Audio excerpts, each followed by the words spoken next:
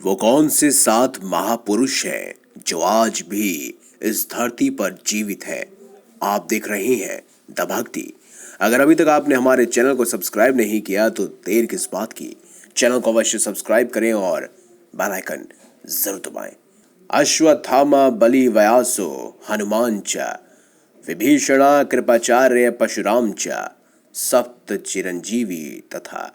हिंदू धर्म ग्रंथों में धर्म और मूल्यों की रक्षा के लिए या फिर भगवान से मिले श्राप के कारण कई ऐसे महापुरुष का वर्णन मिलता है जो आज भी धरती पर विद्यमान है।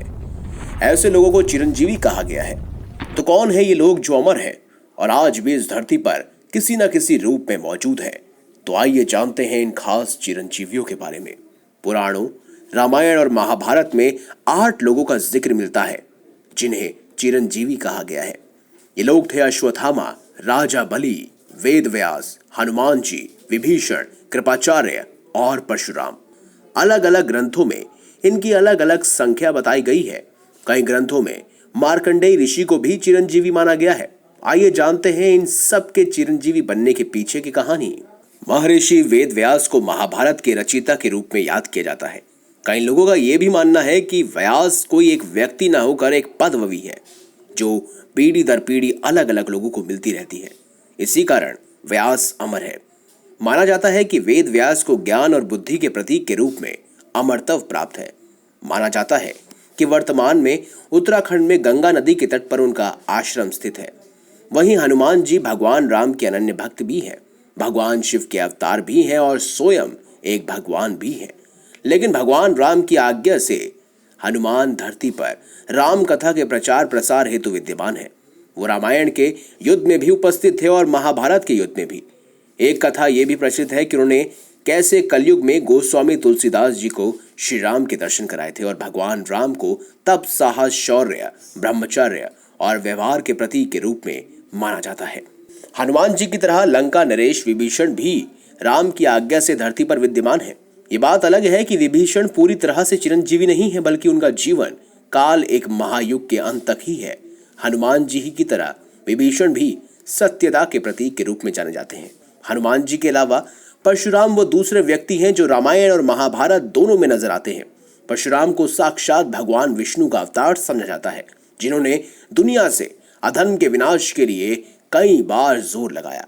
कलयुग पुराण में कहा गया है कि जब कलयुग के अंत में कल्कि का जन्म होगा तब परशुराम जी हिमालय से अपनी साधना से बाहर आएंगे और कल्कि को अस्त्र शस्त्र की शिक्षा प्रदान करेंगे और उन्हें धर्म की स्थापना के लिए दिव्य अस्त्र भी प्रदान करेंगे। रामायण के अलावा महाभारत के कई किरदारों को भी अमरत्व की प्राप्ति का वरदान अथवा श्राप मिला है। इनमें से पहला नाम आता है अश्वत्थामा का, जो कि द्रोणाचार्य के पुत्र थे। अश्वत्थामा उसी श्राप के कारण आज भी धरती पर विचरण कर रहे हैं जो भगवान श्री कृष्ण ने उन्हें दिया था। कहा यह भी जाता है कि जब तेज हवाओं की आवाज होती है और पानी का शोर होता है तब वास्तव में अश्वत्थामा रो रहे होते हैं। अश्वत्थामा की ही तरह कृपाचार्य भी 18वें दिन सोती हुई सेना की हत्या करने के लिए उत्तरदायी थे, जिसके कारण उन्हें भी कलयुग के अंत तक दंड भुगतने का श्राप मिला।